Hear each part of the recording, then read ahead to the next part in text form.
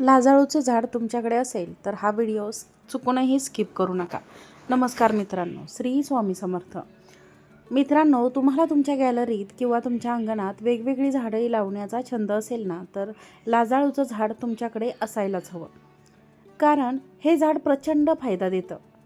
कसं तर चला पाहूया. या झाडाला मराठीत वेगवेगळ्या भागात वेगवेगळी नावे दिलेली आहेत. जसं की लाजवंती, नम्रता, सप्तरंगी, लाजाळू अशी नावे वेगवेगळ्या प्रकारची आहेत. या लाजाळूच्या झाडाचे ही नावे आहेत. या मुख्य वैशिष्ट्य याच्या पानांना जर तुम्ही हात लावला तर ही पाने आपोआप मिटली जातात आणि म्हणूनच याला लाजाळूचे झाड म्हणतात. लहान मुलांना या झाडांची मोठी गंमत वाटते आणि फार आकर्षण देखील वाटते, कारण ही पाने आपोआप मिटतात आणि ते बघायला फार छान वाटतं. पण मित्रांनो, वास्तुशास्त्रानुसार हे झाड प्रचंड ऊर्जा देणार आहे. तुम्हाला जर तुमच्या गॅलरीत किंवा अंगणात हे झाड जर लावायचं असेल तर नक्की लावा, कारण या झाडाचे अनेक चमत्कारिक फायदे देखील आहेत. जसं की लाजाळूचं झाड नकारात्मक ऊर्जा दूर ठेवतं. जर तुम्ही हे झाड तुमच्या गॅलरीमध्ये किंवा तुमच्या अंगणामध्ये लावलं तर सगळ्या प्रकारच्या वाईट शक्तींपासून, वाईट नजरेपासून हे झाड तुमचं रक्षण करतं. खास करून हे झाड मुख्य दरवाजाच्या पुढे लावायला सांगितलं जातं. तसं ते शुभ मानलं जातं. ते लोक असतात जे आपल्यावर जळतात किंवा जे आपल्याबद्दल वाईट विचार करतात, आपल्याबद्दल राग मनात ठेवून सतत ते लोक असतात. त्यांच्या मनात आपल्याबद्दल फार काही चांगल्या भावना नसतात, पण नातेवाईक आहेत किंवा मित्र आहेत म्हणून आपल्याला त्यांना आपल्या घरामध्ये या म्हणावं लागतं किंवा वेलकम करावं लागतं. अशा सगळ्या वाईट ऊर्जेपासून हे झाड आपल्याला शक्ती देतं. हे झाड आपल्या घरापासून त्या लोकांना दूर ठेवतं, त्यांच्या विचारांना दूर ठेवतं. मुख्य प्रवेशद्वारात हे झाड जर लावलं तर प्रवेशद्वारातून प्रवेश करू देत नाही नकारात्मक विचारांना, अशी मान्यता देखील आहे. ज्या घरात सतत वादविवाद होतात, भांडणे होतात, वडिलाचे मुलाचे वाद होतात, सासूसुनेचं भांडण होतं, अशा अनेक गोष्टी तिथे ठेवल्याने, हे झाड दारात ठेवल्याने वातावरणात शांतता आणि सौम्यता पसरते, असे सुद्धा वास्तुशास्त्र सांगते. झाड पृथ्वी आणि जलतत्वाशी संबंधित आहे, त्यामुळे घरातल्या ऊर्जेचा समतोल ठेवण्यासाठी आणि घरात मानसिक स्थैर्य वाढवण्यासाठी हे झाड मदत करते. वास्तुशास्त्रानुसार हे झाड घराच्या ईशान्य कोपऱ्यात किंवा घराच्या आग्नेय कोपऱ्यात ठेवायला हवं. ईशान्य कोपरा म्हणजे उत्तर पूर्वचा कोपरा आणि आग्नेय कोपरा म्हणजे दक्षिण पूर्वचा कोपरा. कुठल्याही बाजूला तुम्ही हे झाड ठेवलं तरी ते सर्वोत्तम मानलं जातं. दरवाजाजवळ लाजाळूचे झाड तुम्ही ठेवत असाल तर बाहेरून येणारी सगळी नकारात्मक ऊर्जा आहे, जे वाईट विचार आहेत, ते घरात प्रवेश करत नाहीत. हे तर मी तुम्हाला सांगितलं, पण ज्योतिषशास्त्रामध्ये सुद्धा ग्रहांचा या झाडाशी खूप संबंध आहे. लाजाळूच्या झाडाला दर शनिवारी पाणी घातल्यास, काळे तीळ अर्पण केल्यास शनीचा अशुभ प्रभाव असेल किंवा जी आपल्या मागे काही साडेसाती असेल, शनिदशा असेल, या सगळ्यांमध्ये त्या व्यक्तीला हा उपाय मदत करतो. म्हणजे जर तुमची साडेसाती चालू असेल किंवा शनिदशा चालू असेल किंवा शनीचा अशुभ प्रभाव तुमच्यावर असेल असं तुम्हाला सांगितले तर ज्योतिषांनी, तर तुम्ही लाजाळूच्या झाडाला दर शनिवारी पाणी घाला आणि काळे तीळ अर्पण करा. हा उपाय तुम्हाला तुमच्या त्रासातून मुक्ती देणारा ठरतो. इतकंच नाही तर केतूमुळे मन तणावग्रस्त होऊन जातं, तेव्हा लाजाळूचं झाड घरात ठेवल्याने केतुदोषसुद्धा शमतो आणि मन देखील स्थिर होतं, असे म्हणतात.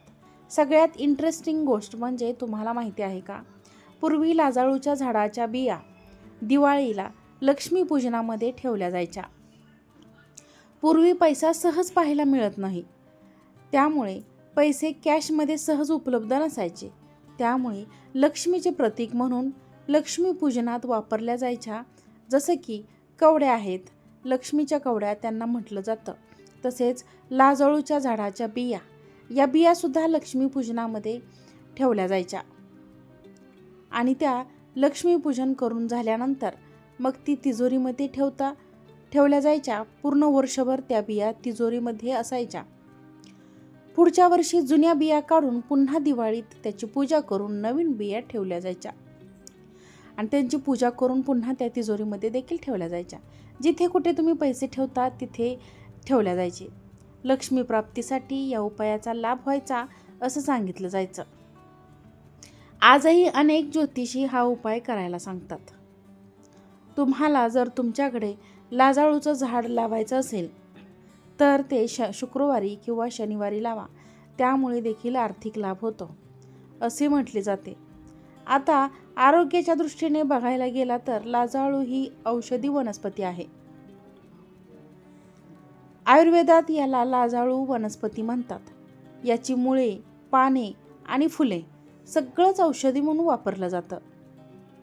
लाजाळूच्या झाडाचे जखमा भरून येण्यासाठी लाजाळूच्या पानांचा रस देखील लावला जात होता. त्यामुळे जखमा लवकर भरून निघतात. त्वचा रोगासाठी सुद्धा लाजाळूचा उपयोग केला जातो. लाजाळूची पानं उकळून त्याचं पाणी अत्यंत उपयुक्त ठरतं. त्वचा रोगात उकळून त्याचं पाणी अत्यंत उपयुक्त ठरतं. त्वचा रोगांवर, मूत्रविकारांवर सुद्धा लाजाळूचं झाड अत्यंत उपयोगी आहे.